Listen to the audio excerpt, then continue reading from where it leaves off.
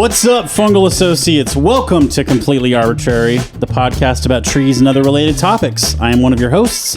My name is Alex Crowson, and as always, I am here with Mr. K.C. Clapp. Good to see you, Alex. Good to see you, Casey. The pleasure's all mine. Casey, if you were a Batman villain, Okay. which are hilariously one note, Yeah. what would you be?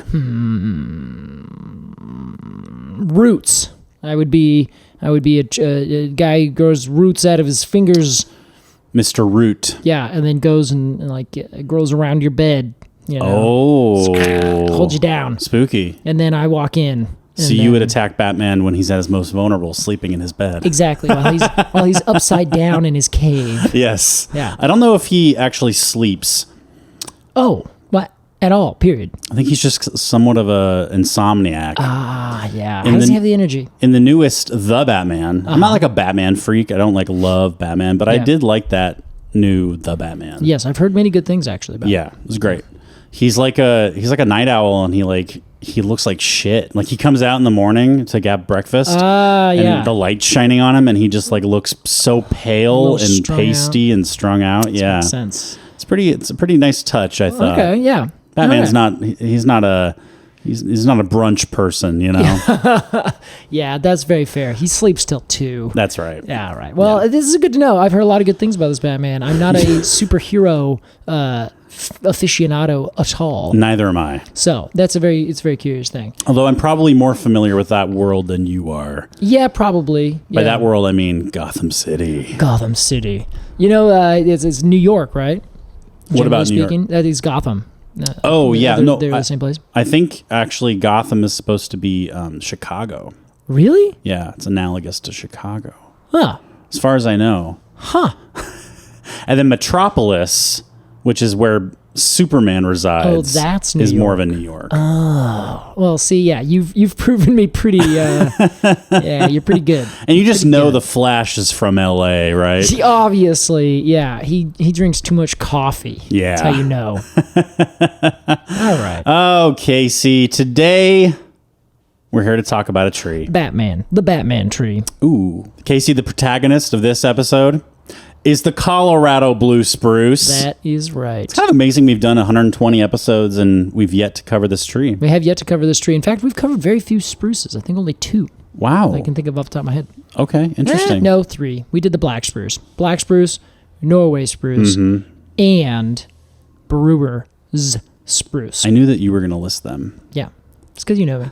Look at it. I hope that I can remember all these things, but yes, this is right. This is a very common tree, isn't it, Alex? You've seen it 1,000 times. Oh, yeah, sure. We can talk about under what context we've seen this tree most. Yeah, we sure can. But this is Picea pungens. Yes. I would like to know more about that name. Picea is actually the ancient Latin term for pax, P-A-X, which just refers to pitch. Oh, okay. Yeah, so you would get, this is a very pitchy tree, so they would actually get a lot of pitch from the old spruces from out yonder. And the pungens, does that have something to do with the smell? No, I actually always thought that is the case. But when you say something is pungent, you are actually referring to the smell. Yeah, that's what yeah. Yes, but it's not. It's a descriptor. It's not a thing in and of itself. So something is pungent. Yes. There is not a pungent. Yes. So this is not the smell in this case. What you're referring to is a sharp smell. So pungent cheese or a pungent thing is something that's intense and sharp and like in your face. Right. So this is sharply pointed needles is what they're talking about. Oh, so this is like physically pungent. Precisely, yes. Interesting. So pungent just refers to it being sharp. However, we just tend to put it towards smells. You know, most of the time when we make this podcast and we're having a discussion, I can kind of see how to dovetail it into like what we need to talk about. Sure. But for the first few minutes here, I've been just in a snowstorm.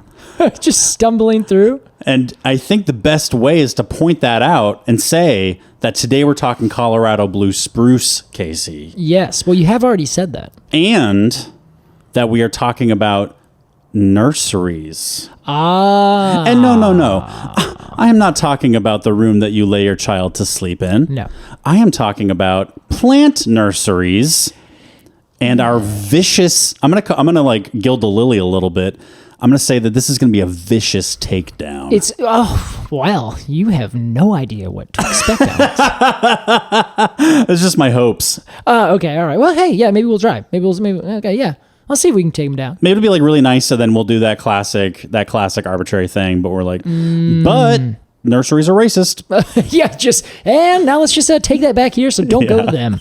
Yeah, let's try that out. I think we can get there. We'll see. And we'll find out after a quick break. We'll be right back with the Colorado Blue Spruce here on Completely Arbortrary.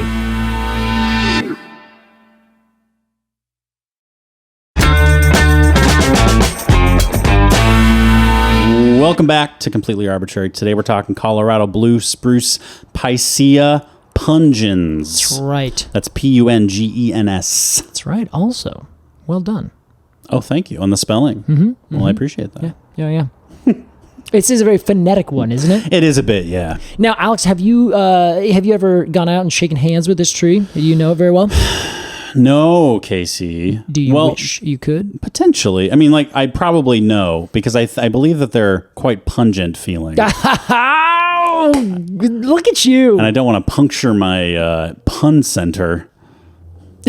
I couldn't think of a body part that starts with pun. Yeah, your brain, your pun center. Yeah, my gland. You don't want to get in there. My pun gland. Your pun gland. It's already terminally ill as it is. Yeah, that thing's going down. It's not long for this world.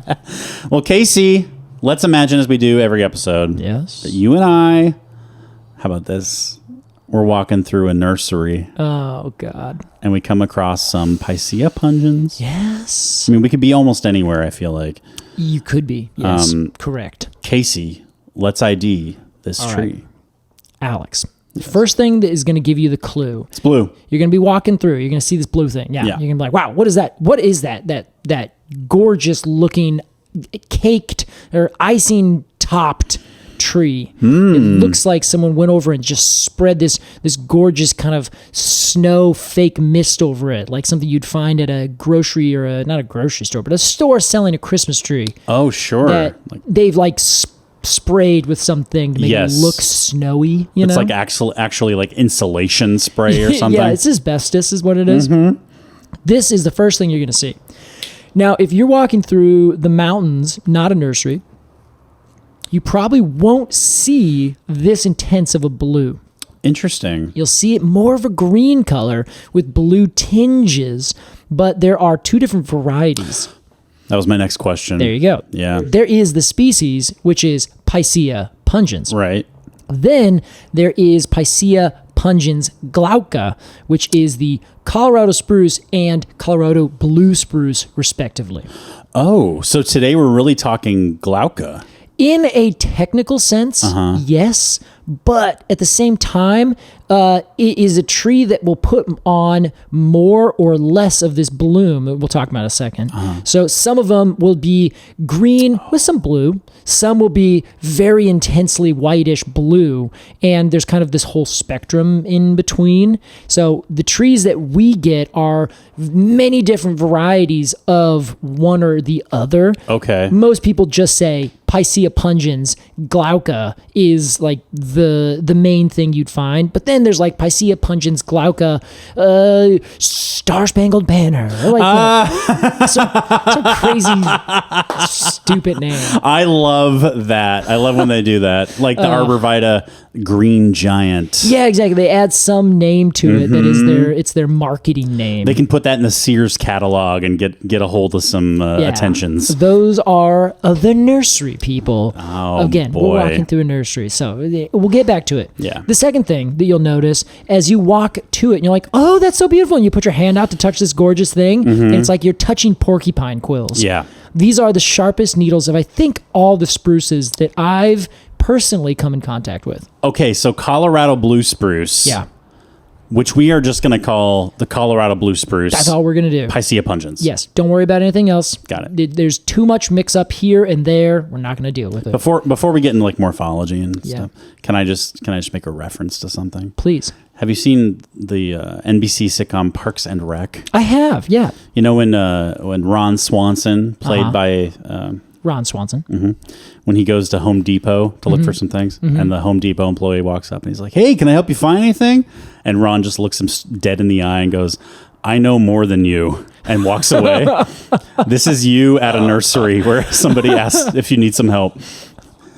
I know more than you. God, I love Ron Swanson. Character's just so intense. I know more than you. Yeah, that's Casey Clapp at a nursery. Not all the time, but sometimes. Yeah. Either way, they're more in touch to a certain side of tree things that I've explicitly been like, I just am going to avoid. Sure. Which is the newest and the best. The marketing. Yes. Let's talk overall morphology of the Colorado blue spruce, right. Casey. So the Colorado blue spruce it's a tree-sized tree. So normally, if you're not in the nursery or you find one that's kind of a normal thing, it's going to grow to be about 60 or 80 feet tall. And that's kind of, in the higher side of that, out in the wild. The lower side of that, if you plant it in your yard. I would say that's like upper middle class for tree height. Yeah, that's I like that. Yeah, this is an upper middle class. It's maybe like lower upper middle class for tree heights. Yeah. Just got a promotion. Yeah, exactly. Yeah, but the promotion is still like leagues below the CEO kind of thing. It's good for you. It's a drop in the bucket for someone else. Get Bernie Sanders on the horn. Yeah, seriously, where's that guy at? I don't know. Where you been? Get voted in twice already? Yeah. Anyway, politics. So I do notice that this tree looks like a tree. It does, yeah. It is a ex-currently growed conifer. Ex-current. Yeah, I need to remember this. Yeah, it's a great one. Okay, so this is an ex-current tree, yes. single-stemmed. Single-stemmed. Now, the thing about it is that the branches kind of grow outwards, but the twigs, the branchlets, don't grow down and hang. So you'll remember with our brewer spruce and Norway spruce and Sitka spruce, which we haven't covered technically, but the branches, the branchlets are very droopy. They hang down. That's right. Weeping. Yes, right? exactly. Okay. Yeah. Now, the main branches kind of grow out and then tip up. In our tree, the Colorado blue spruce, they don't have these pendulous branches. They just kind of stay nice and tufted along the branches. They don't have this like droopy appearance. Okay. They look like nice stately trees that are growing. They grow at high elevation, so they don't have wide, huge canopies. Their canopies are very narrow. Okay. So that they have the ability to let all of the snow just kind of go.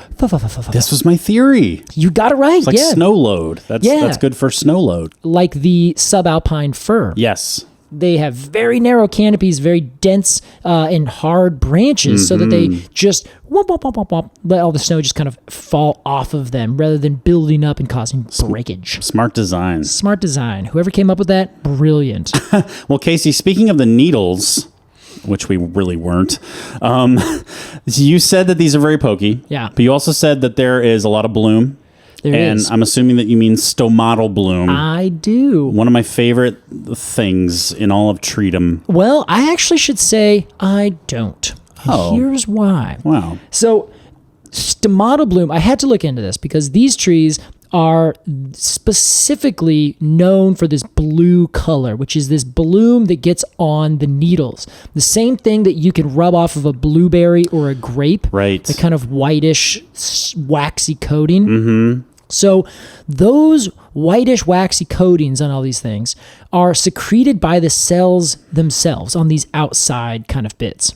So the leaves, when they very first come out, these little needles that are just about an inch long, very stout, and they are four-sided, so you can actually roll them in your fingers. They're not flattened. Okay. On each side, there is stomatal bloom. However, the brightest, newest growth will also have this bloom that is secreted by all of the cells on that individual needle. And those cells will push out this little waxy coating as they start coming out. And that waxy coating over time can kind of get washed away, can kind of weather away. But the bloom will remain where the stomata are. Okay. So there's two different things. There's a waxy covering, and then there is the stomatal bloom. Well, are they the same material? I think so. It would make sense. I haven't found anything to say particularly one way or the other. Okay. But more or less, yes. So maybe they have, okay, I see. So they have like a waxy stomatal, we'll say, or excuse me. they have a waxy bloomal coating to the needle. Correct. But also 2 stomatal lines that also excrete the bloom, as we say in the trade. And you know what? I'm not actually even 100% sure that there are exactly 2 lines on their needles. I think they might be more... It's kind of like... It's not really that there's a very obvious left and right. So like smudge. The grand fir, that has 1, 2. Right. Done and done. Yeah. Douglas fir? Douglas fir, same thing. 2 on either lines, side. Yep. On these, there's more just like a band or kind of like several rows lined up, but the rows aren't perfect, so you don't see 1, 2, 3, 4. You just see kind of like, there's like this horizontal smudge of different little dots that are all very, very much in this section. I gotcha. On every single side of the leaf. Gotcha. Yes, so there are 2 different kinds of things going on there. Okay. So, and you can see this really clearly if you look at an older branch where on the outside, the new growth, these new needles come out, and they're also, I should say, singly borne.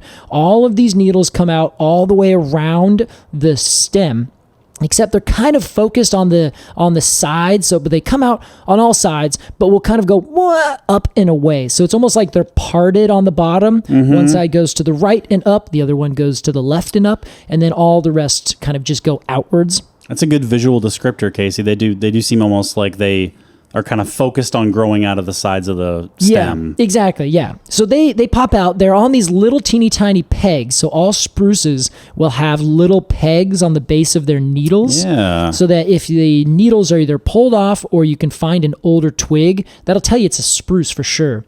These ones, of course, have that same thing. The little pegs? The little pegs, yeah. Speaking of an ID characteristic in needles, I recently saw a TikTok. Oh. That went over like different kinds of conifer needles and how to and mnemonic devices for how to ID them. And the one for spruce was spruce square. Yeah. Because they are the 4-sided needles that you can rub in between your fingers and they go. Brr, brr. Well, I love that they gave you that for a few species of spruce. Oh, wow. But it's not a fact for all of them. In fact, the Sitka spruce, the needles have 4 sides, but they're more in a rhombic kind of fashion. Rhombic. Yes, rhombic. Like For those of you who are not familiar, that is diamond. Oh yeah, I guess it is. Huh? Yeah. A rhombus and diamond is it's the pretentious and the layperson term. So yes, it's a great ID characteristic for spruces for sure. Okay. But some of them have those flattened needles that you won't be able to twist in your fingers. I see. Well, Casey, let's talk the crown jewel of any conifer, where we get the name itself. The cone. The cone. It's beautiful, Alex. It is a nice looking cone. This cone is just about 4 inches long. That's big. Yeah, it's not huge though. You know, it's not overly massive. It is a beautiful light tan. It has these scales that are very papery and kind of triangular as they come out, which I think is really cool. So they're not the same as some spruces, where when spruces are first growing and they're just little tiny cones. Yeah. Little purple and pink cones. Yeah, exactly. Like maybe they're just kind of turning a little green before they dry out and become gray. Oh, yeah. They tend to have, and this is on spruces, their cone scales are very circular, where it just looks like you have like this little, I'm trying to think, there's like a house kind of tile that looks like this, where there's just like overlapping half circles. Oh, sure. They just keep coming down. Yeah. Like almost looks like scalloped on scalloped on scalloped on scalloped. Yes. Like fish scales. Yeah, that's exactly what they look like. Yeah. Then, as they dry, some of them get woody and hard and maintain that perfect circular outline. Mm-hmm. Others kind of dry and get a little crinkly. Yeah. And don't maintain that perfect circular outline. Yeah. This is one of those latter examples. Yeah, they're very papery. Exactly, yeah. And you can tell that just by holding them. Yeah, and you can move your fingers down them and they kind of go, you know, should we get some asthma going here? Oh, yeah, I think we've actually done it before, and that cone is a Sitka spruce. So if we do that, then that's going to completely throw everyone off.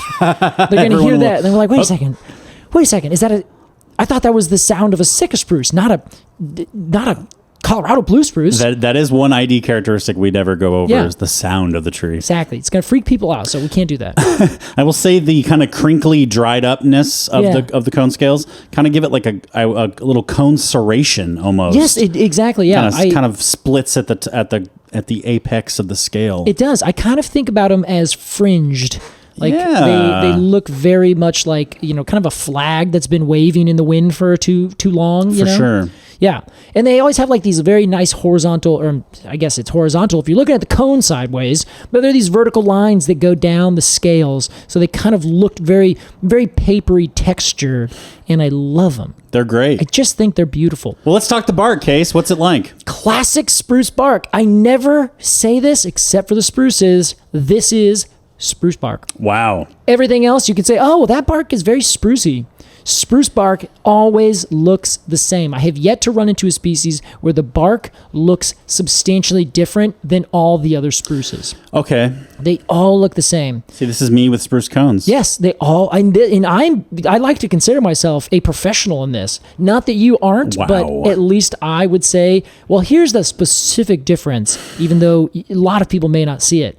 I don't see it. Do you reckon Picea is a little more inbred than most families? No, not inbred, just very much the same. Like I was reading about their taxonomy, and their taxonomy is like obvious and easy. There's never been a situation where someone's been like, maybe that should be a different genus. Maybe that, like, every spruce that there is, everyone's like, no, that's a spruce. Just cut and dry. Cut and dry. Yeah. The only not necessarily cut and dry is there's some species that they're like, that's just the same species as this other one. So there's like individual or like a few lumpers and splitters out there. But for the most part, if it's a spruce, it's a spruce. There's no question about a tree being maybe not a spruce. And spruces are Pinaceae? Yes, they are. Yeah. Okay. Yeah.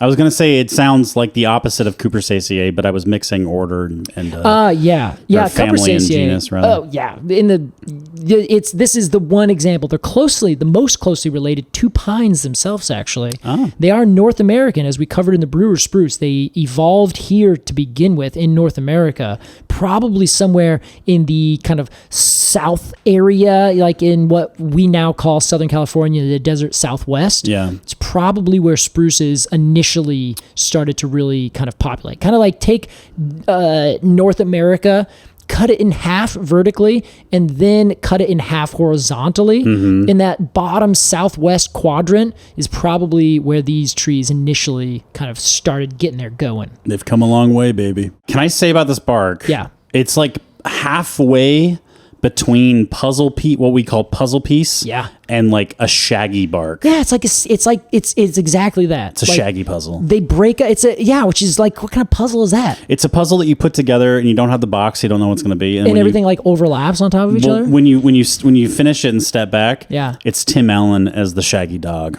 I would do that. Yeah, that sounds like a good one. So this is the best way to describe it, Alex. I think you got that spot on.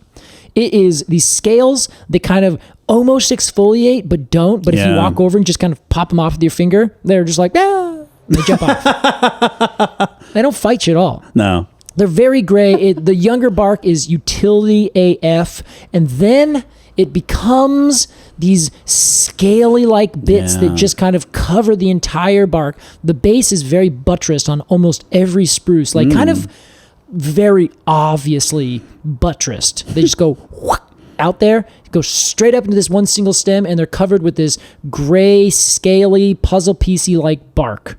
It's just a delight. What I'm getting from this is that Picea lacks subtlety. I think they might, yeah. They don't have any with a broad brush. They do. Well, they're like, you know what? This works. Every one of you is wearing the same jacket. Right. But every one of you. Yeah. Yeah, you buy them in bulk and they just put on the same coat. Very communist. Yeah, and they're also very all pokey. Ooh, it's a very good point, Alex. There's something to it. There's something to it. These are the communist manifestos of trees. Of trees. Anyway. To dovetail potentially into our discussion on nurseries and the commercial side of this tree, they're very inoffensive. Yes.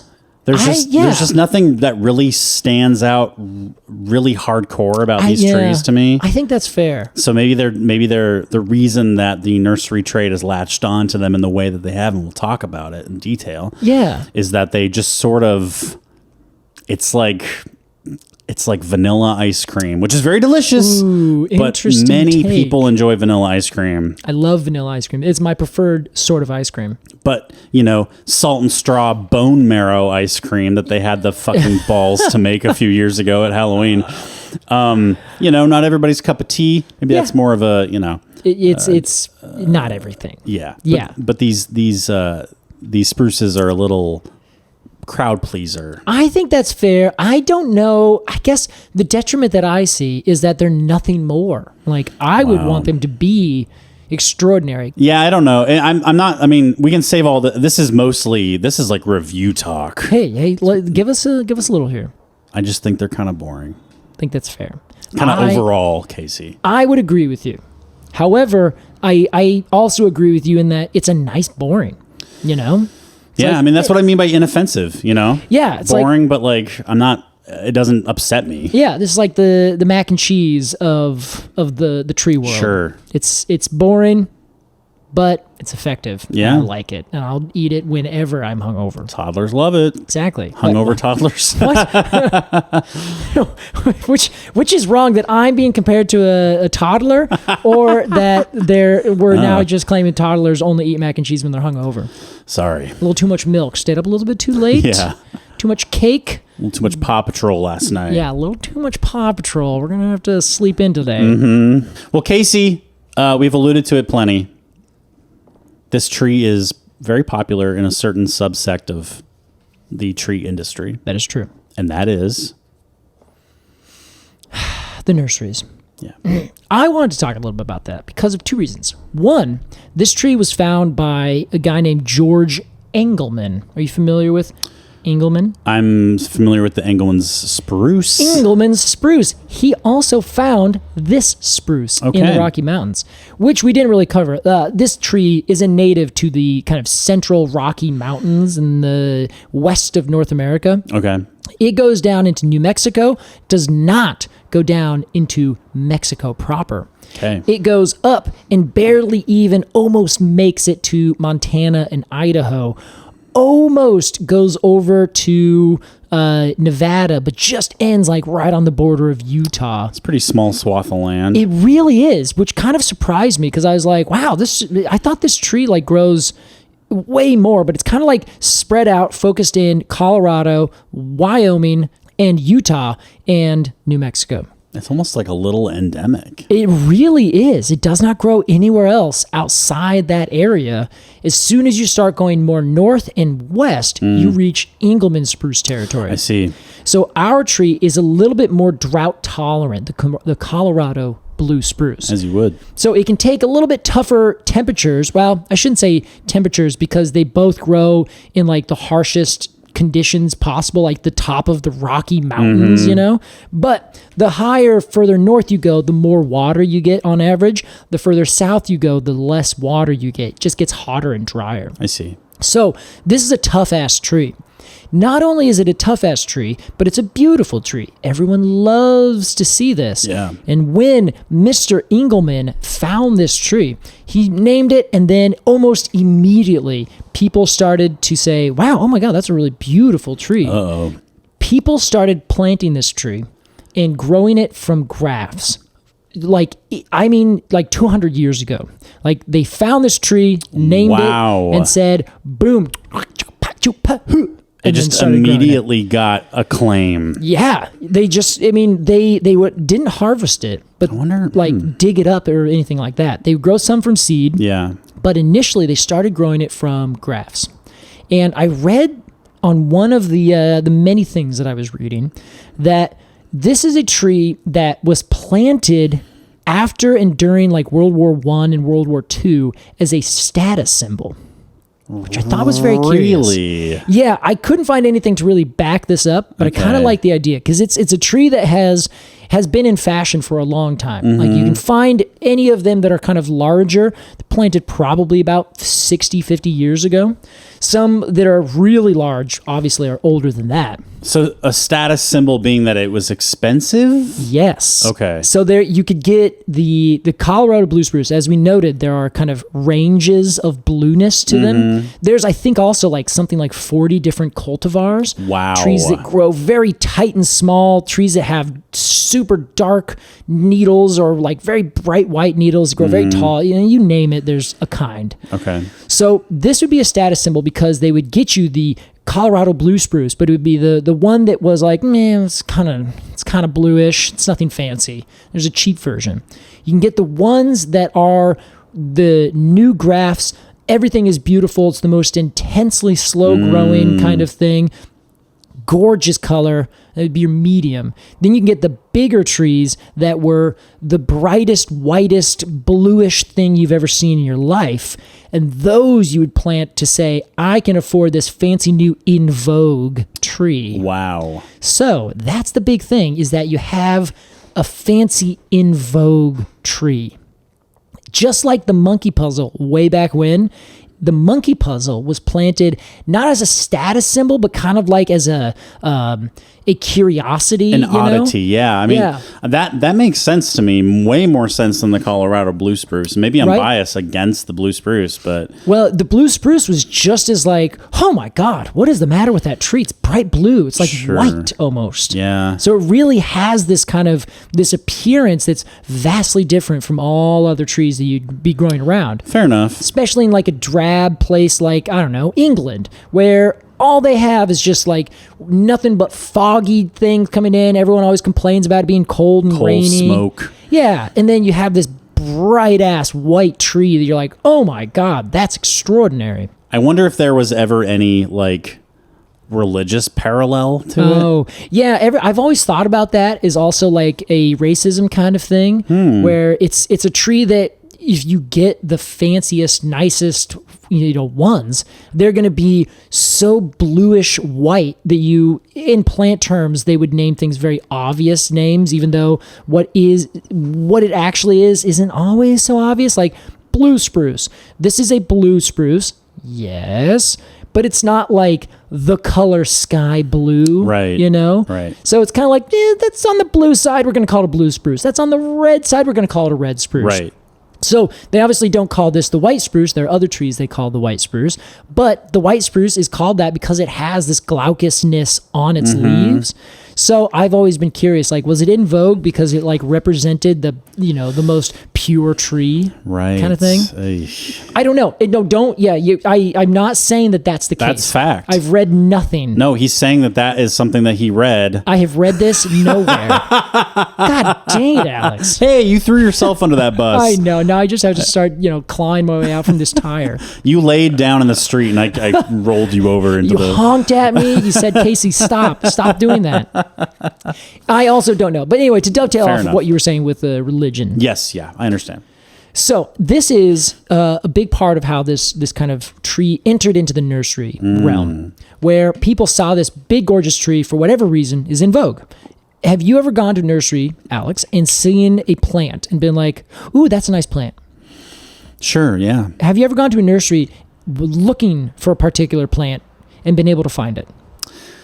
I don't think so, but that's not something that I do normally. Okay. That's not a part of my regimen. Yeah, you don't, go to the grocery store, go get gas, go to the nursery. Right. That's my third stop every Sunday. I get coffee, so it's 4 stops. There are people that do that, I'm sure, but I just don't have, I understand though. So the reason I ask is because, dear listener, you've probably done this a few times. You've had a tree that you want. You listen to this podcast and you're like, oh my God, this great podcast. They know everything about trees. I need to go find that tree because I want to plant it in my yard. Great. You probably were not able to find that plant. If you do not listen to this podcast, you are uninspired and you live somewhere and you just want to put a tree in the ground because you need to keep up with your neighbors who have trees in their ground. Where would you go to get a tree? Where would you think of? Home Depot. Yes. Lowe's, your local garden center. Yeah. These kinds of things. Now, what trees are they providing? Colorado blue spruce. Colorado blue fucking spruce. And you know what else? Yeah. 6 different varieties of apples. I see. And cherries. You get probably cherries, dogwood. Maybe an apricot, dogwood for sure. It's going to be the biggest, fanciest, Eddie's White Wonder, huge, giant flowers, blooms all year round. Eddie's White Wonder. Yeah, it's a thing. Well, the flowers are incredibly huge. They're beautiful. Speaking of racism. Oh God. Yeah, right. Well, we're talking about the colors of the flowers, Alex. So there are these Jesus. So there are these trees. I'm not gonna let you get away. Wow, Casey's legitimately upset. Well, just because you name one color anywhere, I guess I'm not upset at you, but I've noticed this. People are afraid to just name something as a color often, and I'm like, God, look at it. It's a white thing. Well, yes. It doesn't have to be racist because the nature has made this into a white flower. Well, everything that we do and say has a cultural context. Yeah, I suppose that's the nature fair. of the beast. Yeah. So there are these trees that nurseries, and I'm assuming they get a good deal, and that's why they're popular. Yes. Yeah. So let's kind of take a step back. So we're really talking about the garden center, the place that's doing the retail. Okay. We are not talking about the several acres of trees growing in lines as a crop. Right. So there's kind of 2 sides to this. So there are those nurseries that make those things. They grow the trees and then they put them into a pot and then they give them to this other place to sell. Now they sell, you get what I'm saying. Whereas like a Christmas tree farm is sort of direct to consumer. Yeah. This is like something is grown on a farm and then given to a garden center that retails them. Yes. Okay. So if that is what you're doing, we have to think of the logistics. And I know many people that are in the nursery trade. And so if you are going to be growing a tree, you have to plant it and it has to grow from little tiny seedling all the way up to a full-size tree that you can sell for a good amount of money. That could take 5 years, 6 years, 8 years, 10 years. So if I'm planting 400 spruces today, I need to know that in 10 years, there's going to be 400 people going to buy those trees. Oh, wow. You know what I mean? Okay, you better stay popular. Exactly. So you have this system that feeds back into it. And we've talked about this, I'm sure, with planting trees in the right of way, where I can say, oh, you should plant this really cool tree. If the nursery doesn't have it, it's because we didn't say plant this tree 10 years ago. I see, yeah.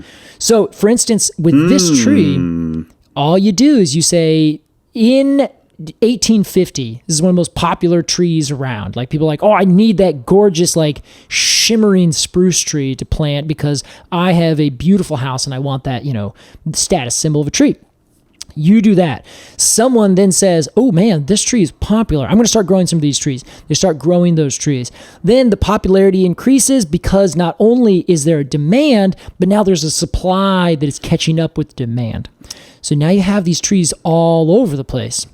When you do that, you are working on this 10-year lag. Yeah. So when the trees are being grown and you get this giant supply, the classic supply and demand, once there's a huge amount of these for sale, the price starts to go down. Sure. So now you have something that is, or at least was, very popular.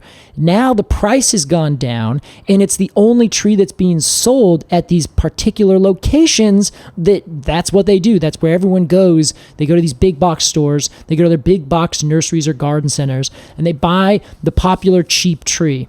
The unpopular tree is not even sold. Yeah. It's not even there because it hasn't been grown. So what is popular is a function of what's available, and what's available is then put out and said, this is popular. It's like perpetual popularity. Exactly. It's a vicious cycle. And you can't break the cycle because what am I going to do? Plant, a quarter acre of some random tree in hopes that in 8 or 10 years, someone will buy this tree? Hey, fortune favors the bold, my man. Yeah, I guess you're right. So maybe that's what someone should do. Just go out there, grab your Guinness, and just start planting trees. Think of the least popular tree you can think of so you can get them for dirt cheap. Yeah. And then just plant 8,000 of them. And then just hopefully sell them. Yeah. I'm with you. Does anyone want to fund this exercise? Go to our GoFundMe. Yeah, we just need some land and we'll do the rest. I hope it works. Well, so that's a very curious, interesting perspective, though. It's like it is this perpetuating cycle. It's hard to tell who is creating the cycle, but if you wanted to go out and get an Engelmann spruce, you wanted to go out and get any other kind of spruce tree, a dragon spruce, you're not going to find that at Home Depot. Yeah. You're not going to find it anywhere else. You're only going to find these particular cultivars sold by particular nurseries to particular places. It is like the spruce tree that you can get in that way. Because it is the popular one. Same thing with the purple leaf plum. The purple leaf plum is the flowering tree, or it's the red-leafed crab apple. That's the flowering tree. The Quanzin cherry, you're going to find boom, boom, boom, boom, boom all over the place at all these big box stores. Leland cypress. You name it. It's the tree that every time you say it, I'm just like, ugh. Yeah. Get over it. Like, it's the banana, the apple, and I don't know, celery. Like, they're just... Everyone has it. They're always there. You're always going to be able to find them. And they're never going to be that good. Wow. Sorry. Speak for yourself. Yeah. So that's like kind of where this tree fits in, this Colorado blue spruce. Interesting. And there's a bunch of other trees, we just named them, that kind of also have that same thing. So I'm curious about you, Alex, because you're way more into the kind of artistic side of what's popular and what's not. Especially on like the internet, you're way more dialed into the culture, you know. Sure. And even with like music and music tones and like different things, you're like, oh well, this is kind of the standard. This is the way things are moving. These are the trends and the fashions. Sure. So if there is a trend and a fashion, how are you finding it? Does it just like come on your radar? Someone's like, oh, this is the newest, coolest thing that, you know, this company's going to be pissed off that we're telling you about. I mean, I guess it's like somebody whose tastes I respect. Yeah. Tells you about it. Yeah. Right. So with a dress, for instance, uses it. If it's not the person who's wearing the dress that makes it fashionable, it's the person who makes the dress and says, this is fashion now. Potentially, yeah. This is fashionable. And you respect their work, right? Yeah, okay. So this makes me think about the Colorado blue spruce. And this is interesting. I mean, as a dress. Yes. It's beautiful. Yeah, don't get too near. It's going to really hurt your legs. Oh my God, can you imagine? I mean, that's the next evolution of fashion is like self-sacrifice, you know. Ooh. Clothes that hurt you. Like it's like the Iron Throne, you know. It pokes the ass of the king to remind him of the weight of his duties. That is true. That's very true. I do love that as a whole idea. It's great. Yeah. It's so smart. You know, the tree industry is very unique in that the product takes 10 years to even be sellable. Yeah. You know. Yeah. I can make a song later tonight that I could put on the internet tomorrow and people could listen to it. Yeah, and then if it's super popular, everyone's going to be like, this is the song, and it's going to blow up. And it's like fresh, right? Yeah. But trees, they had to have been popular 10 years ago in order to be popular today, I guess. Yeah. But then like where did that like start? I mean, I guess it started with Engelmann. Yes. Like and then it just never stopped. It just never stopped. But are the trees still popular, or is it just the only option now? I think it's the only option. I think that's the case. Yeah. And people still like them because they're beautiful. And of course, someone's going to be like, oh yeah, these grow very slowly. They don't. They grow kind of normal speed.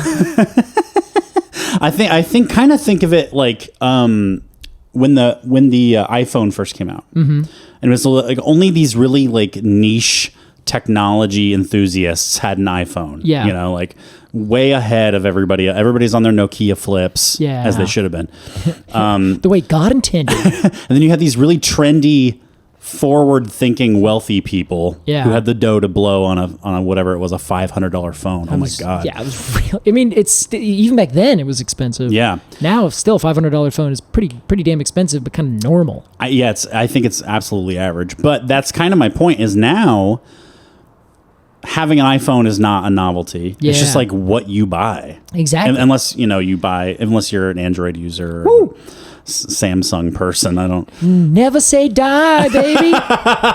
But to me, it's like, iPhones are sort of the default phone one would have. Yeah, this is like your default conifer tree. It's either that or a Leland cypress. Those are your options. So to come from this sort of novelty popular to be a status symbol among people who could afford this blue tree. Wow. And now fucking everybody has a Colorado blue spruce in their front yard. Yeah, it's like the lawn of anything. Like you have the status symbol to grow a lawn. Now everyone has a lawn. There's an industry about it. Right. It's just a default nursery tree. I find that very interesting. And I wonder, the big question, I think, is when will it end? When will it end? And how will it end?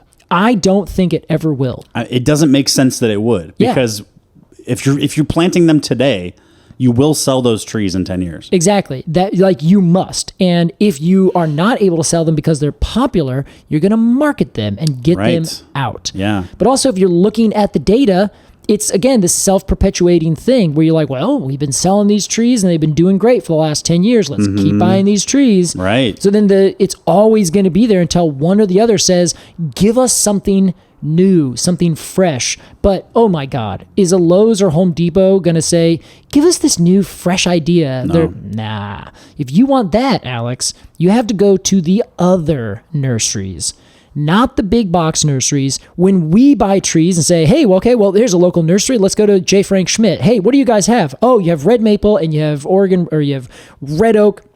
You got all these eastern species. Okay, great. That sounds good. That's the best price. Will they grow out here? They will. Okay, I'll buy those because they're cheap and easy. So this big nursery starts to make a market in one place and then shifts the market in another place because they have the trees to do that.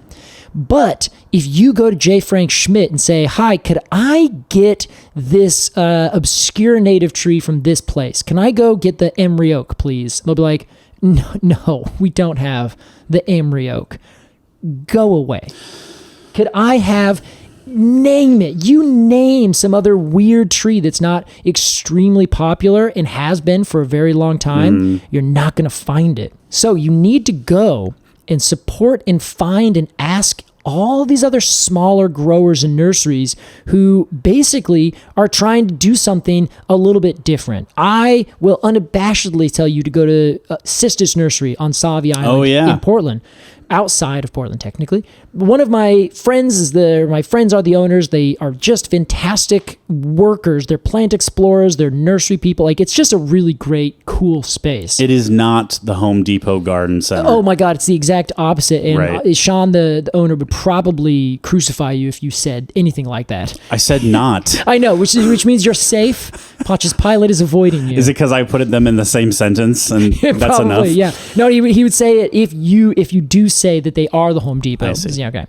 But yeah, so like what they're doing is saying, stop planting red maple, stop planting katsura, stop planting these trees that are not climate adapted, that are uninteresting in every regard, and just are so genetically like destroyed because they've been like bottlenecked essentially, where you take the same cutting from the same spruce or the same genetic material, and now you have nothing but the same genetic mutated trees all over the landscape. Yeah, they're doing fine, but you're still not getting like a big variety of trees that are very good at handling a lot of things like what a forest would be. There's not a lot of genetic variation. So they are going out and collecting trees, collecting new seeds and growing them up into trees, and then sending out these very curious, interesting trees that are climate adapted, that are new and fancy looking, that aren't just these status quo kind of thing. Where I'm trying to think of another example, Alex, and you might be able to help me. Like, you have video games that you can always get the same video games from PlayStation or Xbox or whatever. And then Steam comes around. Right. And Steam's like, the barriers for entry are so low that people can just start throwing out new ideas. And you can go get these new ideas. And now Steam is itself this gigantic kind of player. Right. And then there's like the FIFAs and the Maddens and the Call of Duties that are like the Colorado Blue Spruce. You can get them everywhere. Everyone has access. You've seen it 1,000 times. I'm also thinking of, I think I know what would kill the Colorado Blue Spruce. Aphids. Casey. And I think it's education.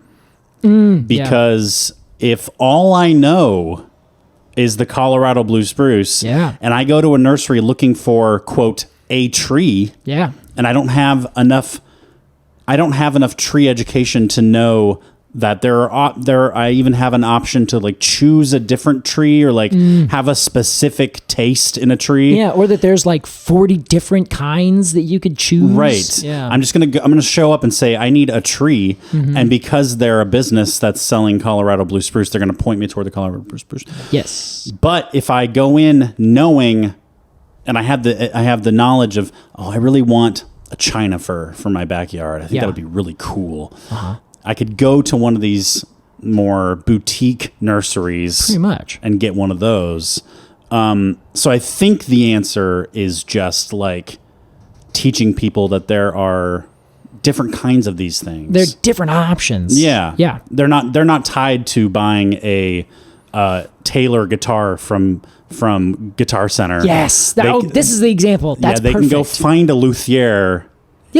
Somewhere that's doing really interesting work, and they can try all these different kinds of woods and shapes and things. Yeah, exactly. It's probably going to be more expensive for sure. Yes, I mean that kind of thing always is. Any sort of boutique experience in any industry is going to be more expensive. Yeah, but often you get what you pay for. Exactly. That's my thought. And you'll get a more interesting tree. You're not playing a tree, so you don't have to depend on some quality in that regard. But if we assume. Well, I guess, would assume there's quality, and I mean, certainly in houseplants. If you buy a houseplant from Home Depot, it probably will not. Yeah, it will probably not do as well as a houseplant from Sotheby's. Exactly, some place that's given it the time, and they potted it properly, they've pruned it. Yeah, that's their business. 100%. Yeah. Now, if that was, I think the big difference is the houseplants are all going to be the same, unless I guess the Sotheby's particularly, they have a specific interest in they like go to these catalogs and they find these curiosities potentially. Yeah, so I guess I'm with you there. I want there to be this boutique experience. You pay a little more, you get a very high quality tree. Now as a tree it's going to be planted and it's probably going to do the same thing that your Colorado Blue Spruce would do, but you are encouraging this larger diversity across the landscape. And as we discussed many times, that's good for the earth. It's good for the earth. And I mean that in so many different layers, and different meanings. Like, monoculture is unhealthy. It's extraordinarily unhealthy. Yeah. So that's kind of where this tree, I think, comes in for me. Interesting case. Yeah, I say that because, I mean, it's a fine tree. I got nothing against it. Well, I do. It's poked me so many times. Wow. I don't like spruces for their violence. I love you, but I see that as more your fault than the tree's fault. I think you're probably right. The tree did not attack me. Okay. Well, let's get into our review, Casey. We got to do it after a break. We'll be right back with our review of the Colorado Blue Spruce.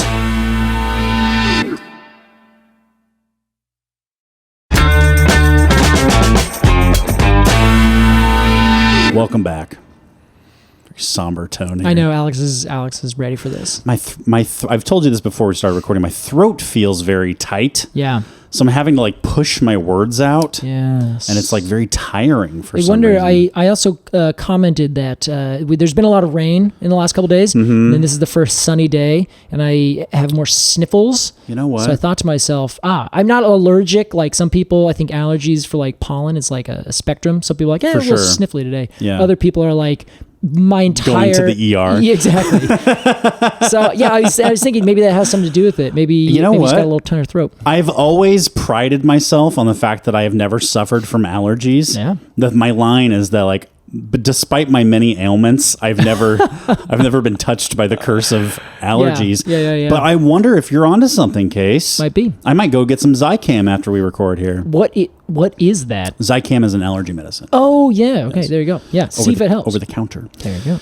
Well, Casey, I don't know why I brought that up. I think it's because I was in a quiet mode when we came back in. Yeah. But I'm also in a quiet mode because I have some thoughts on this Colorado blue spruce. We've already given many of them. Yeah. But we should summarize as we often do. I think we should do this in a more formal situation. I agree. Oh my gosh! Wow.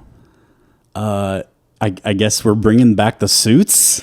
We're bringing back the suits, baby. Da, da, da, da. Bring them out, ladies. Just a quick montage of 1980s box suits coming in.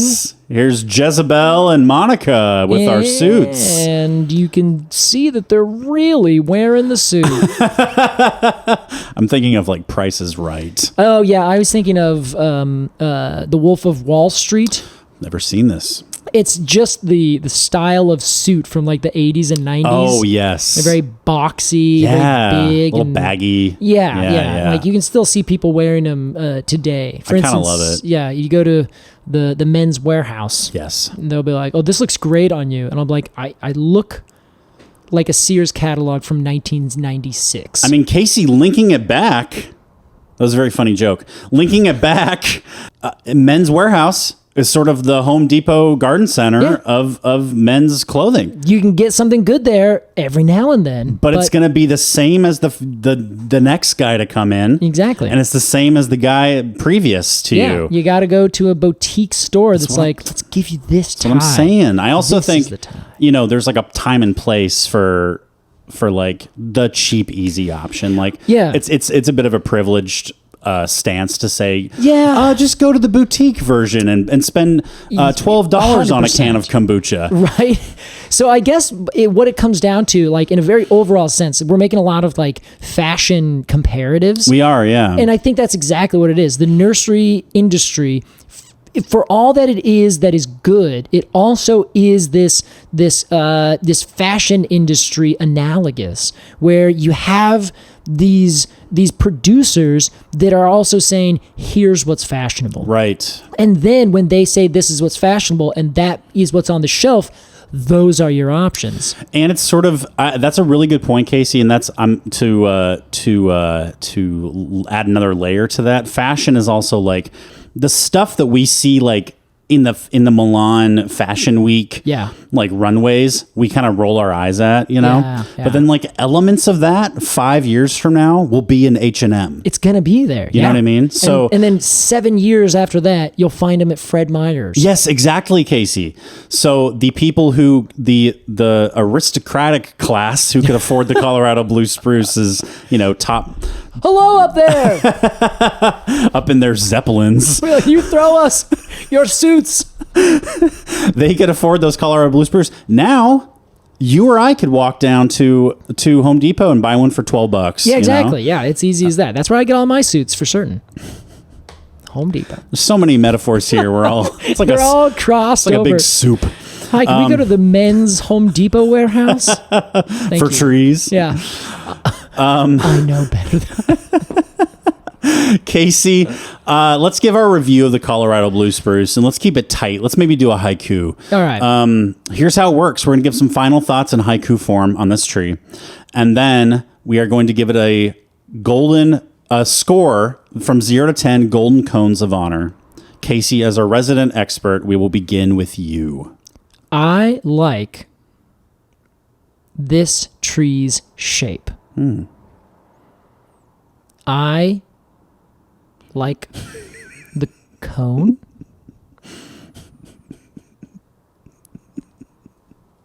Yeah. I think okay. I do not like you. Me? No, the tree. Oh.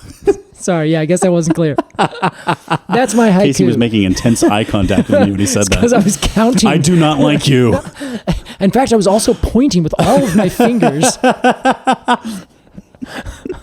All right, good job. Yeah. I will say that's like when you teach like a 5th grade class about haikus. I like my dog Bailey. Yeah, right? She is very cute. She is very dog. Sorry, cute has too many syllables. What is your cone score, Casey? My cone score, It's going to be 5.2. Damn. Yeah, this is 5.2. Woof. It's an uncomfortable tree. I'm fine never seeing one again. Yeah. Alex. My thoughts on the Colorado blue spruce in haiku form. I would love this. This tree reminds me of a disliked family member 3.0. Wow, you did it.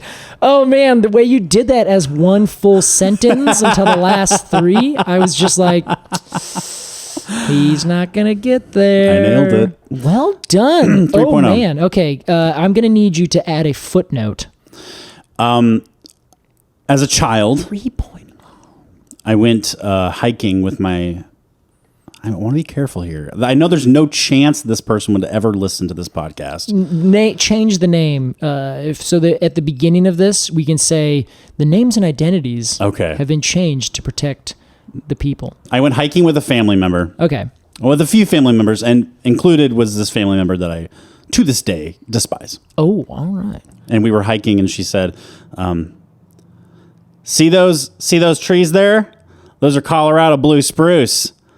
And I remember this moment so precisely because I thought they looked so lame, and this family member really liked them, and that made me dislike them. Oh, because I'm by nature a bit of a contrarian. I love that. The friend of my enemy is my enemy. You know? Exactly. Also the friend of my enemy. Okay. Yes. So I have some distaste for this tree anyway, and then it also just reminds me of like suburbs. Yes, it totally is. It is that like, no offense, all you people out there are lovely people. It's fine. But the idea of like the trees you go to, the only places that you can in suburbia go find, like those are the Home Depots, the Lowe's, those are the places you go. Yeah. And those are the trees they sell. And they have 5 options. It's all homogenous, right? Yeah.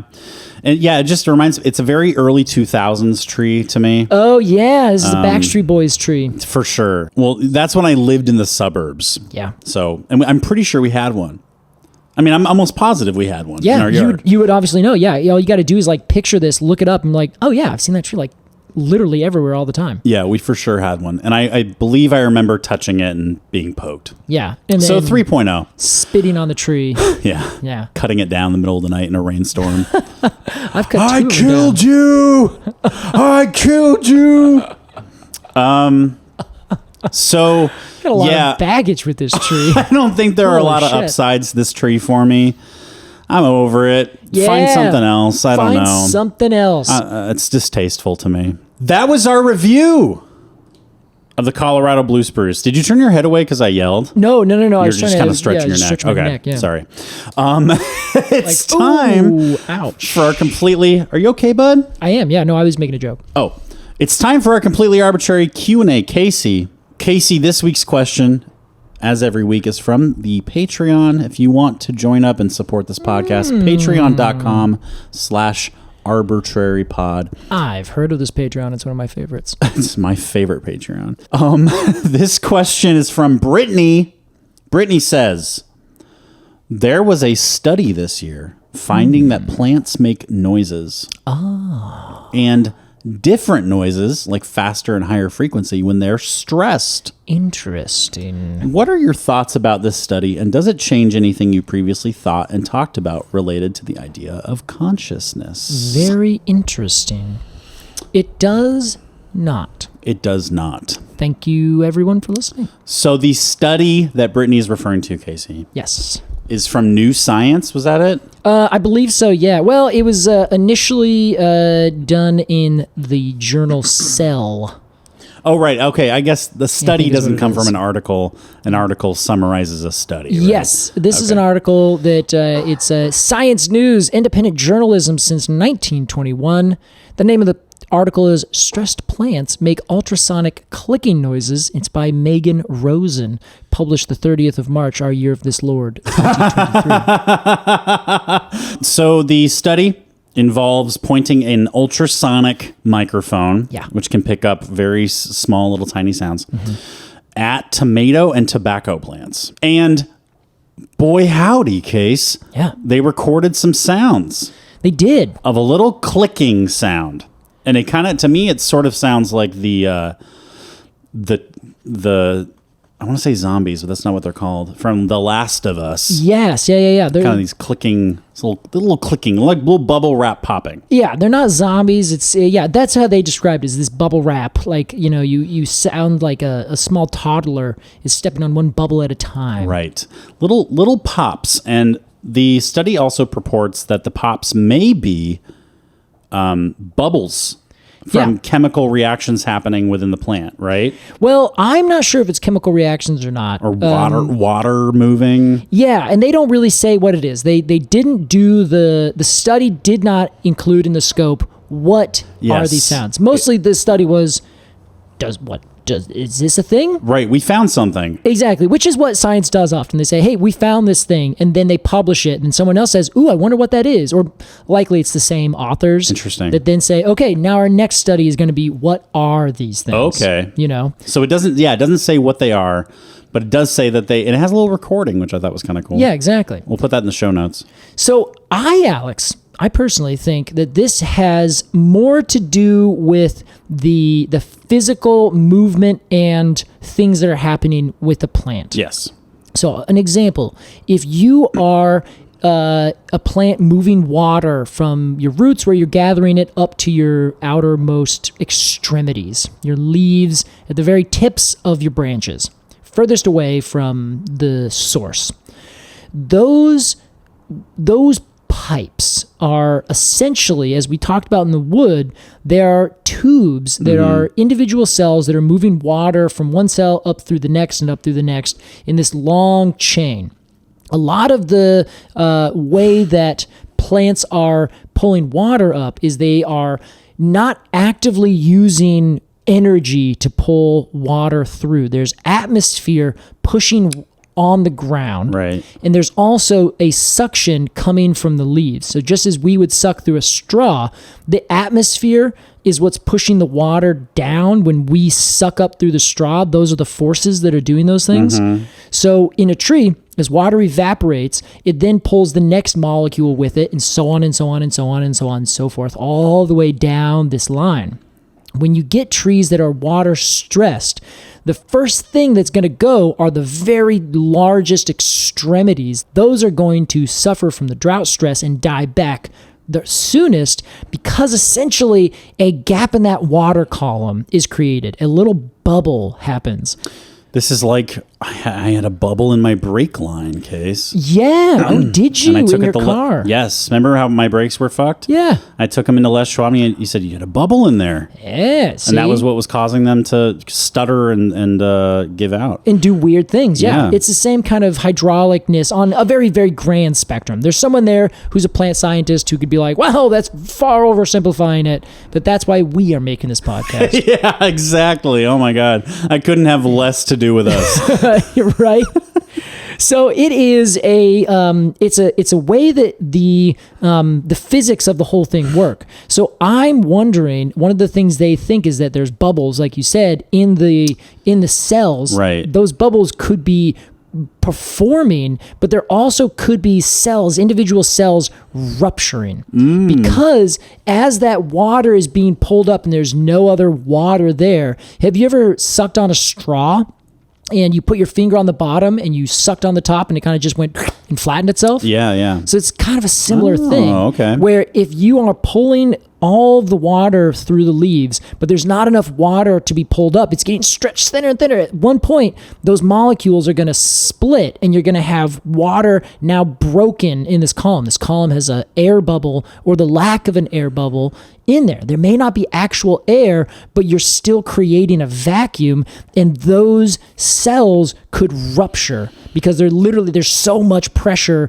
pulling them in that they could just go quink and just have, like, on a cellular level, the cell walls can crack and rupture. Isn't it kind of cute that, you say, like, There's so much pressure in there, but it's like the tiniest little bit of pressure. Well, it's the tiniest space, but the pressures are off the charts. Is it really? Yeah. Like even to us? Even to us, like yeah. if you pressed on my arm with that same amount of pressure, would your finger go through it? It would fucking go straight through it. I swear. Really? Yeah, I'll post another video on the functions. All right, yeah, hold on. I'm not going to do it, Alex. Mostly because I'm not going to get up. It is. So there's a video that I'll post that we've posted before, which discusses the amount of pressure and the physics of how water goes up from the bottom of a tree up through the top. So by Veritasium, that physics YouTube. And they specifically note that as the water is going up, you can only get to a certain point with capillary action. You can only get to a certain point with all this other pressure and suction and everything like that before you start developing these air bubbles in the middle. So as the water is being pulled up, the pressure is increasing and increasing and increasing to the point where when it's on the very end of the leaf, there are these pores, these stomata that have water on the inside and no water on the outside. And they have to work so hard at such a tiny molecular level to hold in like some insane amount of pressure. And I can't recall off the top of my head what it is, but it's something that the pressure would smash your brain, into 1,000 pieces. Like it's a crazy thing, but because, like you're saying, it's on such a tiny level that it can be withstood by this tiny little cell that is guard cell that's holding closed that pore or opening it when it needs to. Interesting. Well, Casey, I like your theory on what this little sound is. Yeah. What do you think? Do you have any ideas? Not really. No. But I do think that we can both agree that this is not the plant screaming for help or some shit. Yes. I feel like I see a lot of things, like a lot of memes from like naturalist Instagram accounts. Yeah. That are like, did you know that when you fry zucchini, it screams? It's like, well, it's releasing water. What do you? Yeah, this is literally steam. Yeah. And when you boil water in a pot, it screams. It's like, no, you have the little thing down and it's going through a whistle. Right.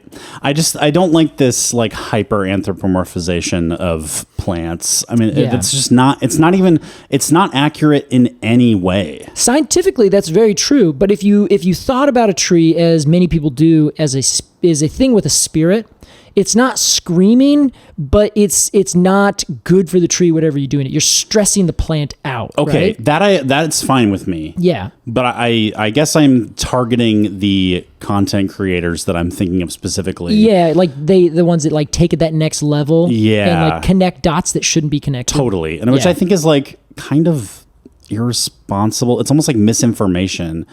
Because people are going to see that and just like go tell their coworker, and then they're going to go tell their girlfriend, and etc. It's sensational for sure. Yeah. Yeah. I think that it would be, I agree with you outright. I much prefer someone to say, well, here's the science of what's going on. Now, to be very clear, this tree is not happy about it. It wants to have enough water. It wants to do this. It is working towards that. Even that, I think, is a little.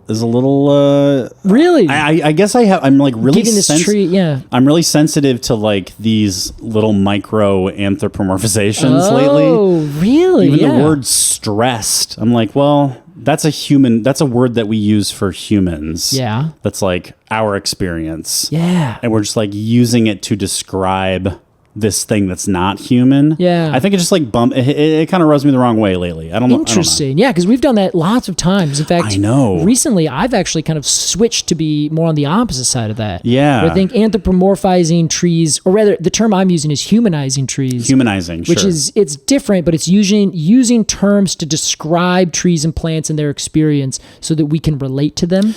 Yeah. I mean, I'm definitely guilty, so I'm being a little hypocritical because we built a whole podcast around the idea. Yeah. But this is me quitting. Okay. My 2 weeks notice. Is okay. Great. Thank you. Wouldn't that be incredible? Oh my God. So yeah, I don't know. But lately I'm like, don't say that. Yeah. Don't say that this tree is happy. Yeah. You know? Huh. That's very curious. Yeah, because I like saying that. I think it's very evocative And there's maybe a certain spectrum of things, like this tree is introspective. Right. Like, I mean, it's literally a part of our show, obviously, but I'm with you. But we are always doing it we're winking constantly. Yes. Yeah. So if you're not winking, that's when you're like, ooh, you got to make sure to wink when you say that. Yes. So that people know that it's not quite there. That's what I'm saying. Okay. I see. Well, we'll have to find where that line is one of these days and kind of discuss the differences, you know? It's pretty gray. It is, yeah. It's a very blurred kind of thing from left to right, trying to figure out where it's okay to humanize a tree and let people relate to it by saying, well, this tree is stressed because of this. Because I guess I don't see stress, not to say that you chose that term explicitly. I know you just kind of came up with it. Yeah. But that would be something that I would say is a very good, just because we use it in humans doesn't mean that it's not something else that you could use for something else. You can see when a dog is stressed. You can see when maybe a cat is stressed out. Well, I think there's a big difference between a cat and a tree. Well, sure. In terms of consciousness. Well, that's just on the spectrum, right? I guess so. I mean, so are you saying, Alex, that you have to have a consciousness in a strict sense, the way we understand it? Well, I don't know if cats have a consciousness. Yeah. Well, that's why I say in a sense that we would understand a consciousness. Like cats are conscious. They literally wake up and move around and make decisions. Yeah. Yeah. You know what I'm saying? I don't know. Does a cat think about its thoughts? Yes. Yeah. So that's like self-consciousness as opposed to just consciousness. No, self-conscious is when I wear the swimsuit that I wear and I forget every year how short it is. I'm like, can people see my balls? And everyone's like, yeah, we can. Looking good, You look great. Yeah, I don't know. Now we're getting into like where maybe I need a little more education to even have an opinion. Oh, okay. But I don't know. Something about it's like, don't say that about a tree. Yeah. Okay. Don't say a tree is like really sad right now. Yeah. So it's not. It's like maybe it's underwatered. It's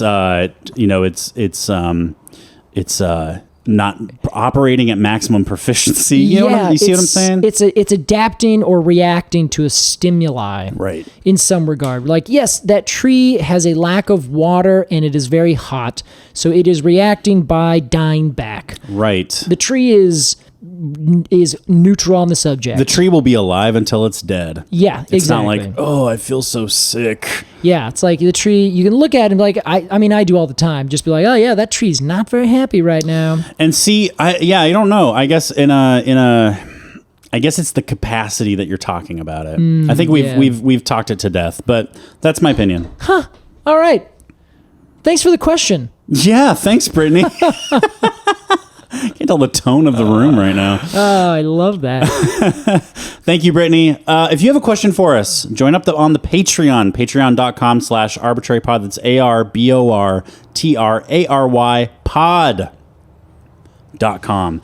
If you're not familiar with Patreon, it's a subscription service for the artists you love, like Casey and me. Hi. And it's a great way to support this podcast. We can do so much with this show because of our patrons. That is the $3 tier, our Q&A tier. Above that is our Arboretum, $5 a month. You get 2 bonus episodes a month and questions. Mm-hmm. Above that is the coveted Cone of the Month Club, $10 a month. We send you a unique die-cut cone sticker in the mail, illustrated by a different artist every month. This month is the Jack Pine. Boy, it's a beauty. It really is. With flames in the background. Yeah, it's sick. Birds coming back. It's fucking great. It's beautiful. Above that is Arbortrary Plus, our live stream tier. You can get 2 live streams a month. One is with Casey and I. They're getting more and more interactive and fun, Casey. I think we're kind of hitting our groove. They're evolving. Yes, I feel like they're reaching like their true form, like what they can be. Sooner or later, we're gonna normal mail. We're gonna post something to you guys, and then we're gonna say, okay, open that letter you just received. They'll be like, what letter? Goom, goom, goom. Wow. Then you open up this cool letter. Oh my God. It has something in it, and then all together we have to solve a crime. That's fucking sick, Case. Yeah. So anyway, keep your ears open. If we get to 50 people in that tier, we'll do that. Like Clue for trees? Yeah. Everyone will get a certain clue. and then we'll have to figure out the thing. How did this tree die? Yeah, exactly. How did this tree die? With like ID characteristics? Yeah, exactly. Someone will be like, well, what's the tree? And we'll say, well, this person has the cone, that person has the needle, that person has this.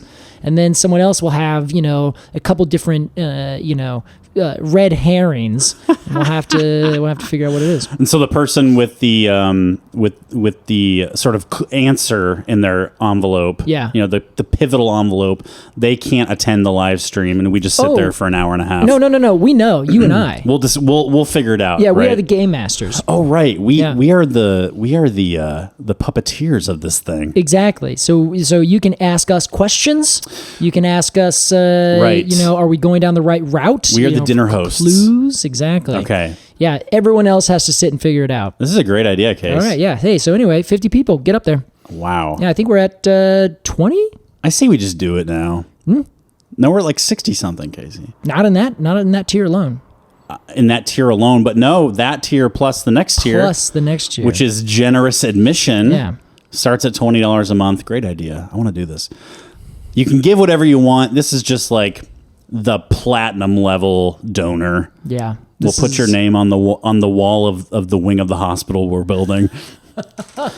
Casey Clapp. Alex Crowson. What a nice time. Curious conversation. Yeah, I like when we get into these sort of philosophical things. Yeah, I might actually have you stop here, take a pivot over to the Patreon with me, and continue this conversation. Wow, You're revealing so many things without talking to me first. I just wish people would join our Patreon so that you can have this kind of fun with us all the time.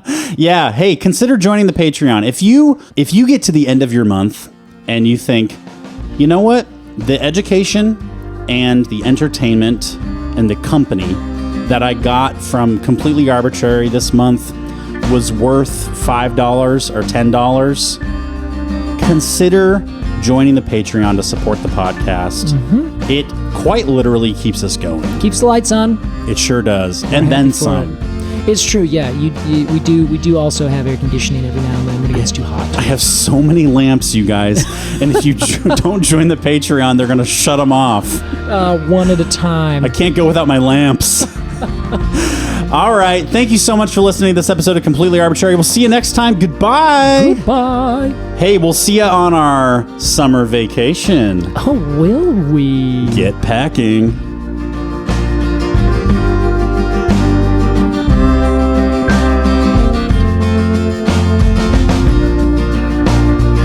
Completely Arbortrary is produced by Alex Crowson and Casey Clapp. Our artwork is by Jillian Barthold, and our music is by Aves and the Mini Vandals. And you can support the podcast at patreon.com/arbitrarypod. And find additional readings at completelyarbitrary.com. Thanks for listening.